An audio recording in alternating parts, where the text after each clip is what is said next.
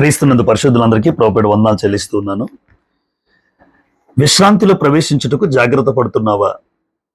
ప్రియమైన సహోదరి సహోదరుడా, దేవుడు అనుగ్రహించే విశ్రాంతి ఆ నిత్యత్వమైన ఆ పరలోకం పొందుకోవడానికి, ఆ మహామహుని లోకములో ఉండడానికి, విశ్రాంతి జీవితం పొందుకోవడానికి నిజంగా జాగ్రత్త పడుతున్నావా? ఆలోచించండి. ఈరోజు క్రైస్తవుడి జీవితంలో దేవుడు నేర్పించే గొప్ప పాఠం ఏంటంటే, పాత నిబంధన కాలంలో భౌతిక సంబంధమైన విశ్రాంతి కానాను దేశం.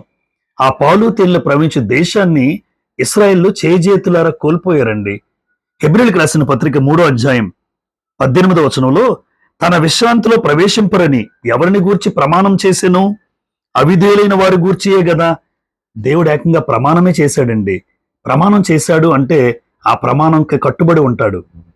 అవిధేయత ఎవరిలో అయితే ఉంటుందో వారిని అరణ్యంలోనే వారు శవాలుగా రాలిపోయారండి. ఎందుకు అంటే అవిధేయత ఉన్న చోట ఆశీర్వాదం ఉండదు. ఆలోచించండి.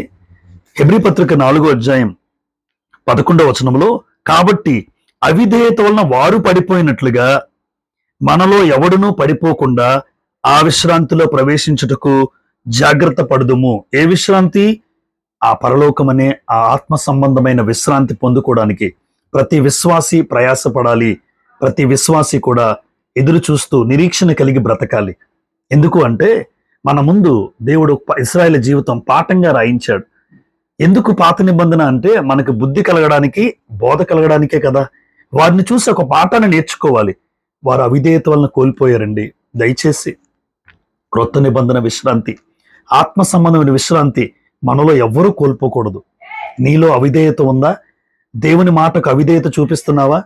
దేవుడు చెప్పిన మాటల్ని పక్కకు పెట్టి నీ ఇష్టానుసారంగా బ్రతుకుతున్నావా? దేవుని చెప్పిన మాటలకు మన జీవితంలో తృణీకరిస్తున్నావా? ఆలోచించు. ప్రియమైన దేవుని పిల్లలారా, అవిధేయత నీలో ఉంటే నీవు నేను ఆత్మ సంబంధమైన విశ్రాంతి ఎప్పటికీ చేరుకోలేం. అబ్రహాము దేవునికి విధేయత చూపించిన వాడిగా చూస్తాం మనం. ఆదికాండం 22:18లో, నీవు నా మాట వినినందున అంటాడండి దేవుడు. నీవు నా మాట వినినందున ఆశీర్వదించబడ్డాడు. ఈ రోజున మాట వింటే ఆశీర్వాదం. దేవుని మాట వినకుండా అవిధేయత చూపిస్తే ఆ నిత్యత్వాన్ని కోల్పోతాం. దయచేసి ప్రియమైన దేవుని పిల్లలారా, ఎవ్వరూ కూడా ఆ నిత్యత్వాన్ని పోగొట్టుకోకూడదు.